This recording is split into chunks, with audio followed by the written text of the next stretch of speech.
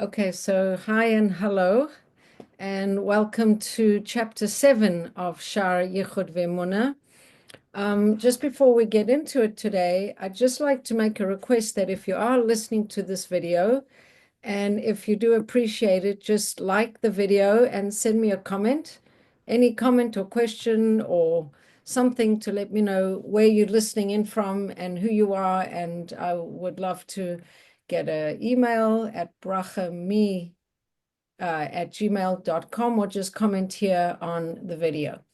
So, okay, so let's get into chapter 9 of Shaar Yichud Emunah. So chapter 9 starts off and it actually reviews a little bit of chapter 8 and talks about how all of our actions originate in our thought. That just like Chabad Chassidus is known, Chabad breaks down to Chochma, Bina, Da'at. We understand that any action that we're involved in, anything that comes into action, literally started and originated in a thought, our thought. And from a thought that we had, so that thought then influenced and was kind of processed in our capacity for Bina. And then it went into a place of Da'as, which is a kind of a resolution for action. It's an integration of that idea. And then the next step is it has to go from thought. It has to go from thought, it has to go into speech and then action. And so every action that we have, every action that we do should ideally originate in a thought, and the thought kind of impacts into the emotions, and then the emotions generate an action that follows from those, from the Chochmah. So while the Tanya is going to talk about the importance of Chochmah in our world, it's also going to then talk about the limits of Chochmah as it pertains to Hashem. That as much as Chochmah is such a primary thing in our life, that nothing really proceeds without a thought at the beginning of things. And even though we say that Hashem created all of the world with Chochmah, and in a way, his Chochmah is the beginning of all action in the world. At the same time, when it comes to our using our Chochmah to understand him, Chochmah is completely limited. That Hashem is so much beyond anything that we can understand, that using our cerebral capacity, our intellectual capacity to try and understand God is just not going to make it at all. So just to review, when we do an action, all of our process, all of the steps of how things generate for us, they generate in an idea, in a concept, in a thought. And from that concept and a thought, so things then go kind of through a process where they start to manifest in thought, speech, and action. Well, it starts off in thought, but then it comes into speech and action.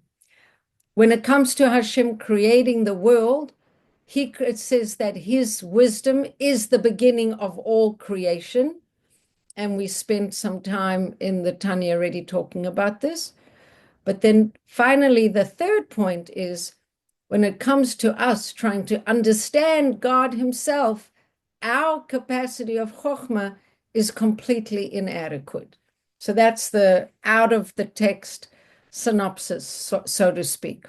So let's look inside and see how all this looks when we're looking at the text. So here we go. So we're going to start off, and we're in chapter 9, like I said, and let's just start reading. So, aval lagabe hakadosh baruch hu madragat hachochma shehi tzachilat machshava reshita, hi sof ma'aseh etzlo. When it comes to Hashem, HaKadosh Baruch Hu, the level of Chokhmah, which is in all created beings, is the beginning of thought, and its genesis is to him the final stage of action. So that seems a little complicated. So what it means is that when it comes to Hashem, our physical world is the end of a whole chain that starts in his Chokhmah, and the actual created world is like the end of the chain.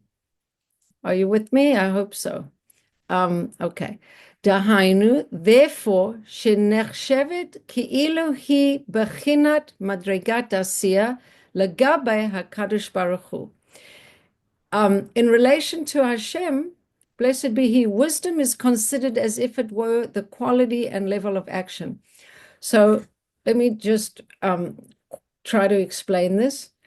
When it comes to us, everything has a level, and the level that's below it is so much less than the level that came before it.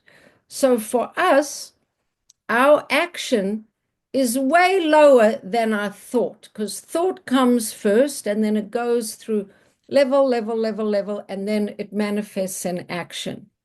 So for Hashem, we could say, in a way, there's a similar chain reaction of going from thought to action, but it's a little bit different. So let's see how it's different. Kedichtiv, like it's written, kulam b'chokhma asita. Everything that Hashem made starts off in his chokhmah, in his wisdom. Every single thing starts off in its wisdom. Okay. That is to say, dahainu lomar, sheke'erech hachayut sheba'asiyah gufanit v'gashmiyit le'erech chayut ha-chokhmah. That is to say that the quality of the life force in physical and material action is in relation to the quality of the life force of wisdom. What's manifest down here is so much less than where it started, which is in Hashem's Chokhmah. That one level is eons removed from the level that precedes it, so to speak. And shehi reshit makor hachayut ba'adam v'chol b'rioim b'ruyim gashmiyim. And that wisdom is the beginning and the source of the life force in man and in all physical creations. That this life force, which contains Chokhmah, is so much lower than Chokhmah. Chokhmah is, God's wisdom is the beginning of all of this. But each level is like nothing in comparison to the level that came before.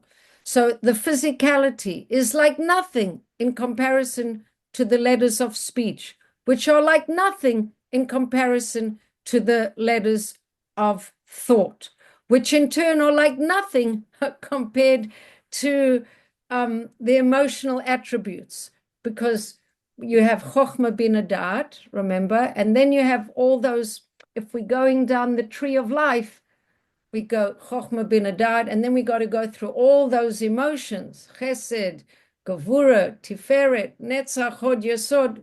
And then, as we explained, things then come into Malchus. And from Malchus, they translate into action. So if this is sounding like a lot of Hasidic words, if we go down the tree of life, and in a way, this is the chain reaction of all creation, we go Chokhmah bin Adat, that's in a way even Hashem's process. And from that, we explained in previous chapters in the Tanya that then it kind of has to dilute, so to speak, and get more contracted, and it goes through the emotive sfirot, from Chesed and Gevura to Netzach and Hod, until it comes down to Malchus. And Malchus, we explained, Malchus is this sphere that is in a way doing double duty.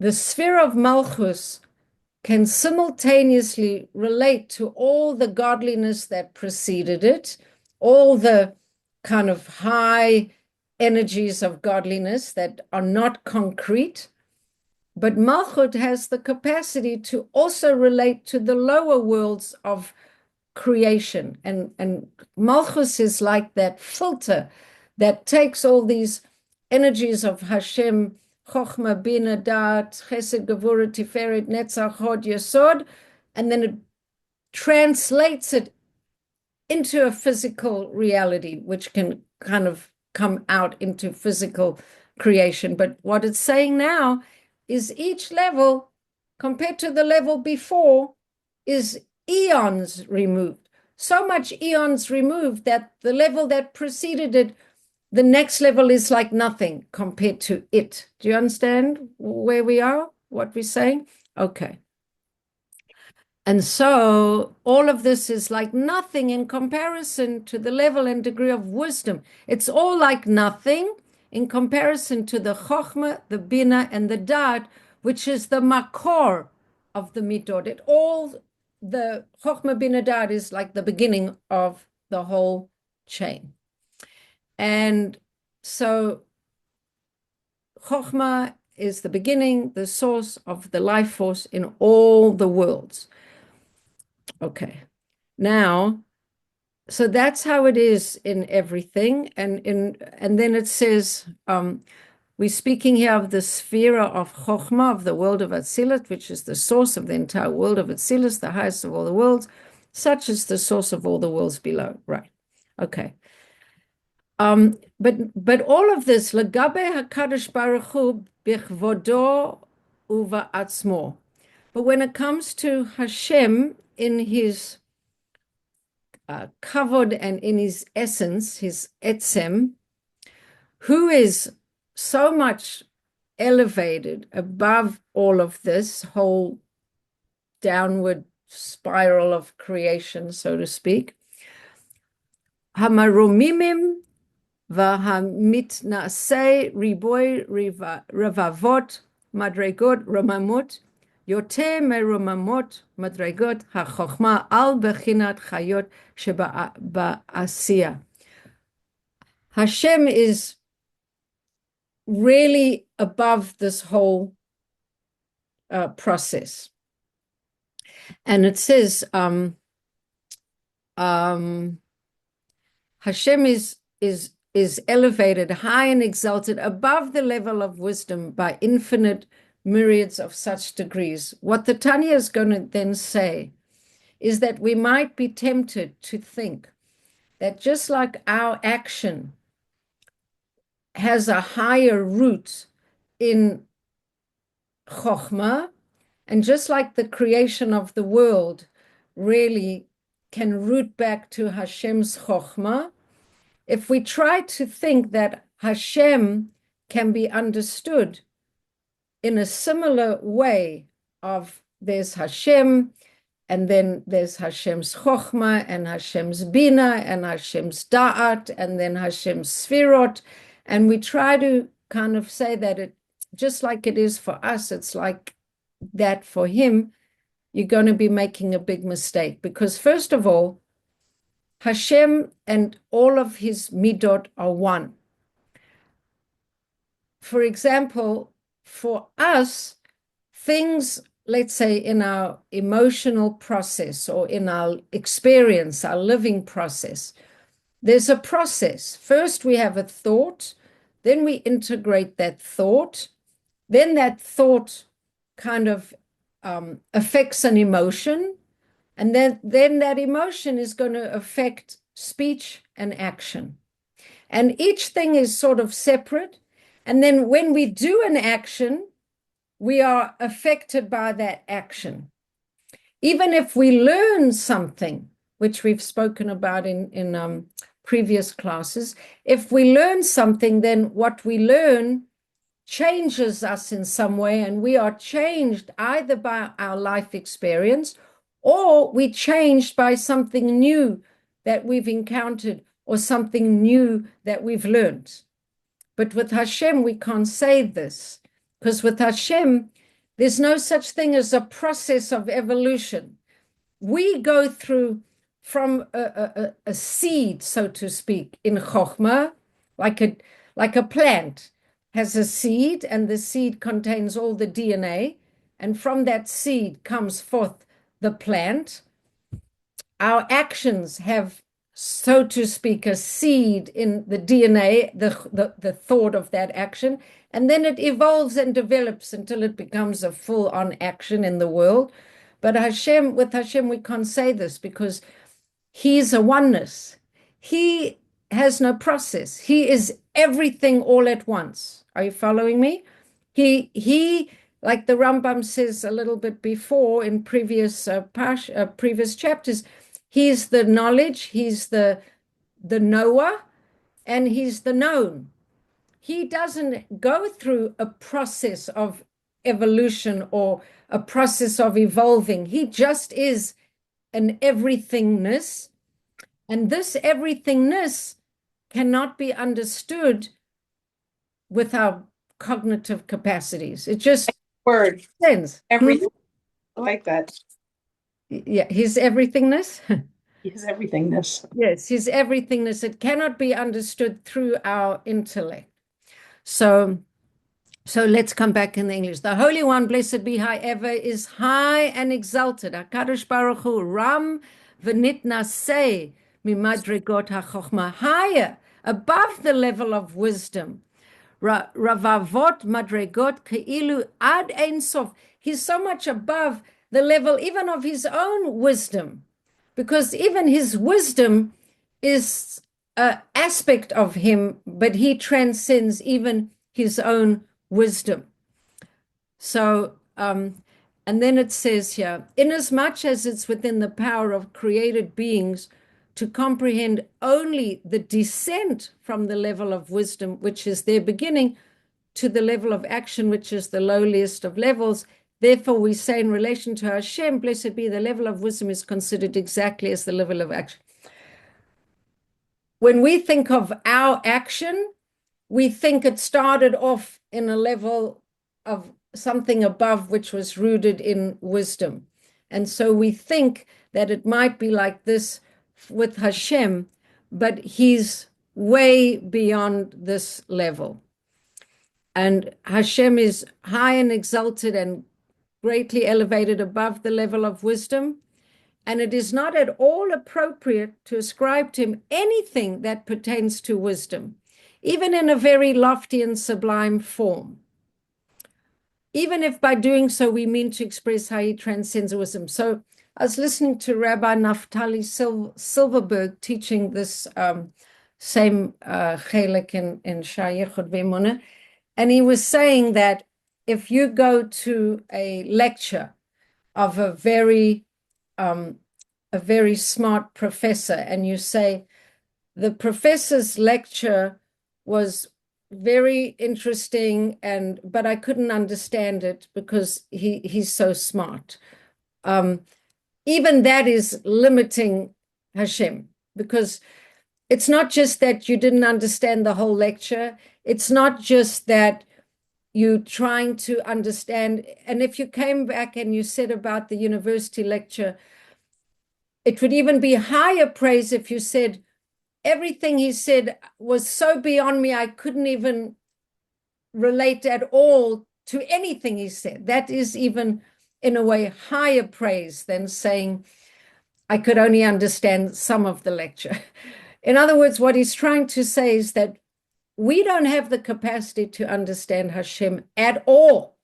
So if we, and this I think is where it becomes relevant to our life, because if we're trying to understand Hashem with our brains, not only is Hashem beyond our intellectual capacity to apprehend, but he's beyond any definition at all. And any definition that we're going to use is only because that's the kind of language we use, and we like to apply our experience to him, but that we should know that he's beyond any cognitive grasp. so to speak. And I think this is also interesting, just from a personal level or from my own experience, is that I've noticed in my journey, spiritual journey, that I'm a person that likes to put things into context that I can understand, because I'm a sort of, I think about things and I try and understand things using my brain. And I've been, whether it's in a healing capacity or in any kind of experiential capacity, that many times in the last few years, I've heard people saying to me, stop trying to intellectualize it, just feel it, or stop trying to understand it. It's not a head thing. You're not going to get your head around it through your intellect. You've got to go to another place, or you've got to, experience it, or you've got to feel it, or the intellect has limitations. So when it comes to Hashem, we're very tempted to try and understand Hashem in language that reflects how we relate to the world, and we want to ascribe to him things that reflect what we can understand. But just like Hashem is beyond his wisdom, he's beyond all of his midot. And at the same time, what the Tanya is going to say is that he encompasses all of the midot, and he encompasses them as part of his oneness, and he's the root of all of these midot in the world. So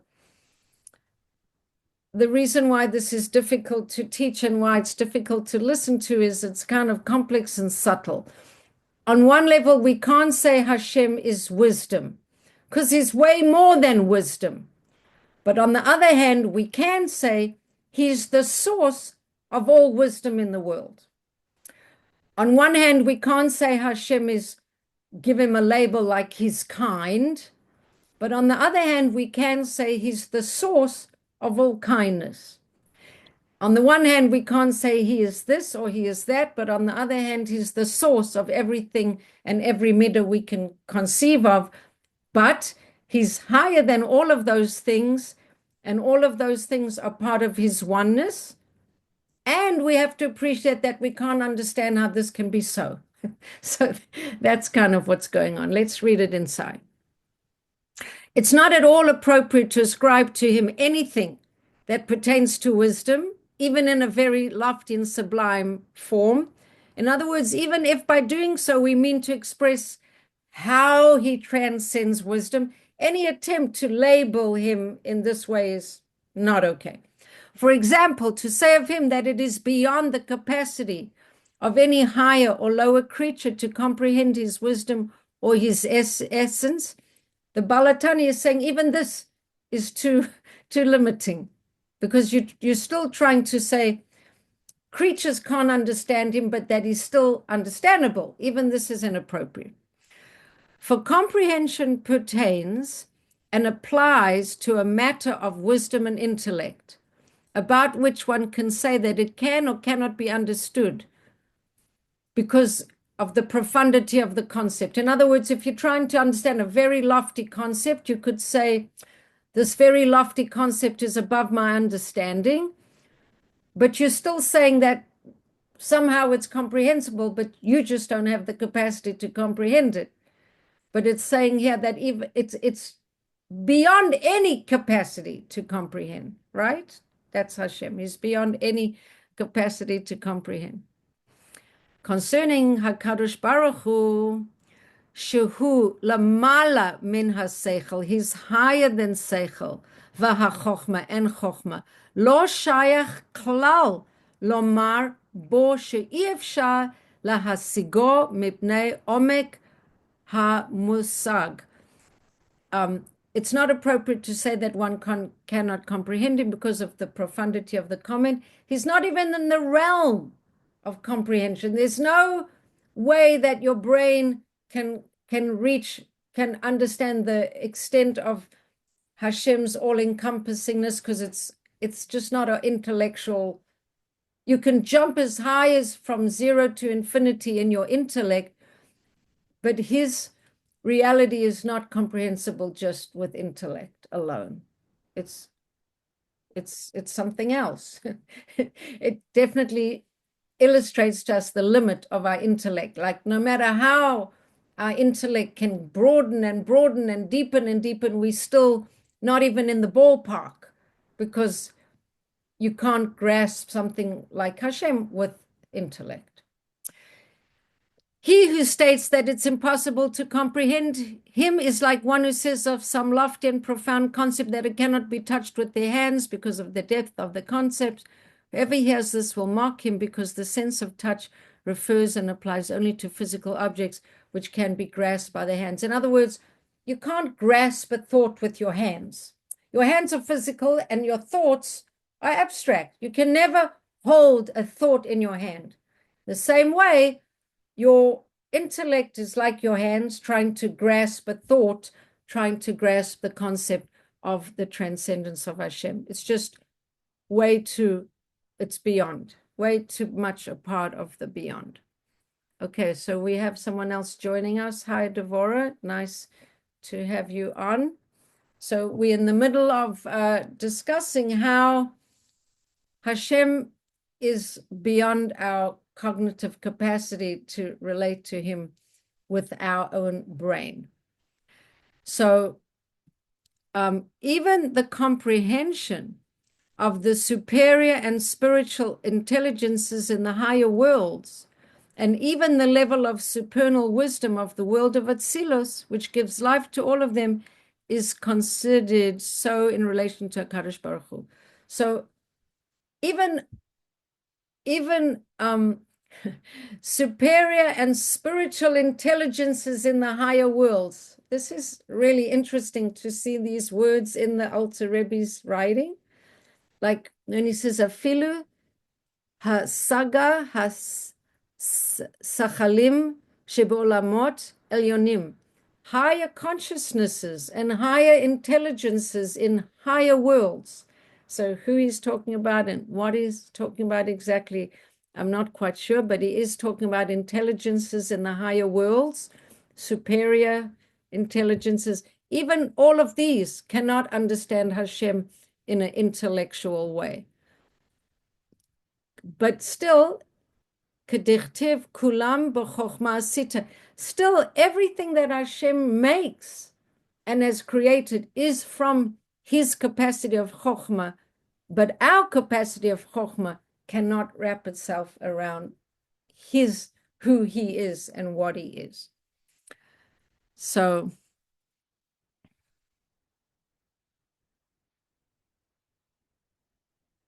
okay, as for Umasha Kadosh Baruch Hu Nikra Chacham, as for the fact that Hashem is called Chacham, Bakatuv in the writings, V'gam Chachamenu Zechronan Livracha Kinu Lo Madregat Uma'alat HaChochma.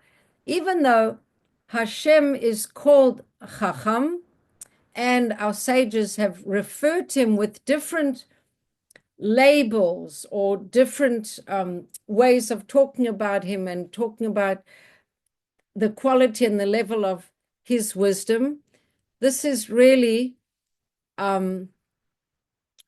because he is the source of wisdom, and from him does issue forth and emanate the essence and the level of supernal wisdom, which is the world of Atzilut. So everything does source back into Hashem's wisdom. All of creation does all root back into Hashem's thought. And this is what I was saying as well. V'chein rachum, even though he's called merciful, v'chasid, and kind. Al shem shehu makor harachamim v'chasadim, because he is the root of kindness and he is the root of mercy. But you can't say that he is any of these things. And any other emotive attributes, any of them, they all come forth from him, and the manner and the nature of the flow and emanation, they all come from this place of of Ein Sof. All of them, they come from this place of Ein Sof, but none of them can be used as labels to define Hashem in any way, because anytime we use these labels to try to define him, we are limiting him, and he is beyond description and he's beyond definition. So, and then it's also incumbent upon us to believe with complete faith that he and his attributes are one. So, haniglot lanu laha'amin emunah shlema de ihu v'garmuhi chad. Now, remember, this whole tractate we're talking about is called Shaar, Yichud ve'Emunah. So we talk about Hashem having these different aspects, Chokhmah and Chesed and Rachamim, but at the same time, we believe that he's a oneness. So he has all these capacities, but all of these capacities don't distract or detract from his essential oneness. And this is a little difficult to comprehend, that he has all these different things, these different aspects, but he is all of them simultaneously at the same time. Now, just to personalize this or make this relevant in a way, we've talked many times that one of the qualities of messianic times is our capacity to live with paradox, that things can be this and that at the same time. So first of all, Hashem is Chesed and Gevurah at the same time. Then we spoke about how he manifests into creation, that he has this expansive element, and at the same time as his being, the very definition of Chesed, so he's being at times Gevuradic as well, containing that Chesed to create vessels of creation. So he's Chesed and Gevurah at the same time. And his Gevurah is actually part of his Chesed, because that's his love for us, that he's holding things in vessels that require a Gevurah aspect. That's how he's manifesting his Chesed. So he can be all these contradictory elements at the same time, and they don't retract from his oneness. For example, as I've said also many times, Shemayim. The very definition of Shemayim is Eish and Mayim together. Shemayim is Eish and Mayim together. Those things are not supposed to coexist. Somehow in heaven, there's a coexistence of these opposite qualities. So there's something about Hashem that contain all the opposites at the same time. And in a way, if we're learning to emulate him, we have to also be able to start grasping this level of paradoxical living, that things can be, like they say in Hebrew, elu va'elu. They can be this and that. Usually we think everything has to be either or, has to be this or that.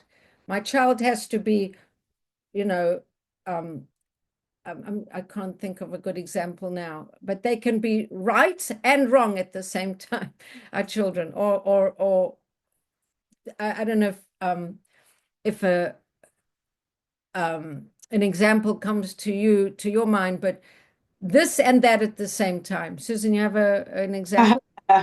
Yeah, this idea of DBT, which is holding two things at the same time, is a very popular form of therapy now. And what's coming to work in the world, only the MS and the old talk therapy is passé, and now we're learning to hold two things at the same time is a very, very popular form of therapy. What does DBT stand for? Dialectical behavioral therapy, which says that you could hold two opposites at the same time. Right. So this is a quality of Hashem, that he holds all these different qualities and they don't detract from his oneness. So the first thing, just to read it again in Hebrew, ach deniglot lanu, that it's revealed to us, la ha'amin emunah shlema, that we should believe with a complete faith, de'ehu v'garmuhi chad, that he and his attributes are one. In other words, the attributes of Hashem, blessed be his will, his wisdom, and understanding, and knowledge, and are all one with his essence and his being. Dahainu midotav, shala kadosh baruch hu, v'rotzono, and his will, v'chachmato, and his wisdom, uvinato, and his understanding, v'da'ato, and his knowledge, im mehuto v'atzmuto. They part of his essence and his oneness and his essence. That who alone is exalted by infinite elevations above the level of wisdom and intellect, because his oneness is higher than these places where they kind of separate into different qualities, because Hashem precedes even these different, there's a place where his oneness is even, the origin of his isness is even above all these different manifestations into different aspects and qualities. Even the word origin sounds funny. As in makor, as in source, as in what do you mean it sounds It's like funny? being a beginning of some point. Well, there is some beginning point before there's any kind of differentiation. But the way we seem to have learned the Tanya is that even in there is some duality of a chesed and gevura kind of interrelationship very high up in the process, but there is a place of oneness, and then all these different aspects sort of manifest. Mm. And he totally transcends intellect and comprehension. His union with the attributes which he emanated from himself is also beyond the realm of comprehension. How all these things root into his oneness, we can't quite understand, because every midah, every attribute is from him, but there's a oneness that transcends any kind of differentiation. And it's impossible really to understand how he unites with them. Rather, there's an aspect of faith. And in the Holy Zohar, therefore, the attributes of the Holy One, blessed be he, which are the Sphirot, are called the secret of faith. So after trying to explain to us that we can't really describe Hashem through any manifestation of an intellectual process, number one, and we need to believe that he and all of his attributes are part of his oneness, it really tells us that this is hard to grasp. It's part of a faith thing. And then it says in the Zohar, the attributes of Hashem with his Sphirot, how they all are part of the oneness and yet have a sort of differentiation. This is part of the secrets of faith, which is the faith that transcends intellect. For this concept cannot be grasped intellectually, but only through faith. That essentially Tanya and Chabad Chassidus is all about trying to understand with our Chokhmah, our Bina, and our Da'at ideas of faith. And at the same time, the Alter Rebbe is clearly stating that our intellect is limited, and there's an aspect of grabbing hold of the concepts of Hashem and his oneness that is going to elude us. And as much as we can say how great Hashem is and how transcendent is he and how wise is his wisdom and how whatever, any words we use and any constructs we use and any attempt we use to try and grasp, that is not going to work. And it's not even appropriate because it's something so beyond our capacity. But just to repeat, but at the same time, in last week's Tanya and last week's chapter, which was chapter 8, we were explaining that when it comes to our behavior, we can track our behavior back to the original Chokhmah idea that roots in our consciousness, which gives rise to our behavior, our thinking, affects our emotions, which then will affect our speech and our action. And therefore, it's very important for us to be aware of what we're thinking about and how we open our consciousness to different thoughts and ideas, because that will influence our behavior, and that we can track.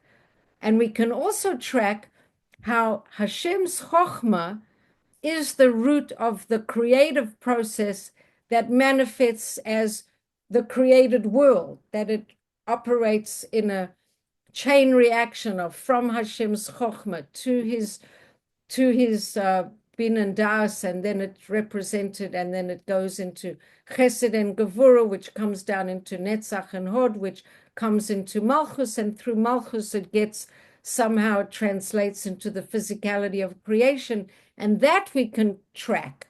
But when it comes to Hashem himself, all intellectual efforts will come short because it's just beyond our capacity to understand. Being human, kind of defining what being human is. Well, it's sort of defining the limits in a way that, on the one hand, our ability to think makes us human compared to animals and compared to vegetation, but compared to Hashem, or not only compared to Hashem, compared to other aspects perhaps of our being that can grasp things on other levels. The intellect is limited. There's almost an argument not to try. Like, it's so beyond, why try? But what it's saying is, even though Hashem doesn't have these midas, that we learn that there are these midas. As humans, we should, strive for them, which is godly, but not God, because God is way beyond that. But being human, I guess, from what you're saying, is going on that journey anyway. Well, it doesn't say he doesn't have these midas. It says he does have these midas, but they don't in any way detract from his oneness. Right. His midas are the source of our midas, and he does have them, but they don't detract from his oneness. And we do use our brains to understand how our creation and our reality and our world is rooted in his chokhmah. And we do use our brains to understand the process of creation. But where our brains are going to come short is trying to understand what he is, Right. in essence, because there's something about that is defying our cognitive capacity. I feel like that one should be 60 before you learn this stuff, and yet kids in Chabad schools probably learn this when they're kids, Well, I guess there's different ways of learning it and different, levels of understanding it. I mean, I'm very grateful that I got this letter from the Rebbe that said, just try your best. That you don't, because there's some level that we're understanding this. Yeah. And I'm not sure if we're understanding it, what level that is meant by the Alter Rebbe, but we're getting some grasp of it. Absolutely. And, I guess we'll understand it better and better the more we learn it. But this is kind of like the first draft. The only first time I could really hear it. I've never been able to hear it, until now. That's why I'm so happy about this class. It's my ever. Well, world away because it was too much. Yeah, well, thank you. And if anyone else is listening to this point, and I see Devorah is on the line, if anyone else is listening, send a comment, send a like, let me know that you're there, because the the network or whatever, the internet is a very big and anonymous place. So if you're listening, let me know. And so that's the end of today's class. So thank you very much. That's chapter 9. I'm listening. I just was doing dishes, so I'm trying to infuse the gashmis with the ruchnius already. Oh, well, that's fine. I'm going to say goodnight on the record.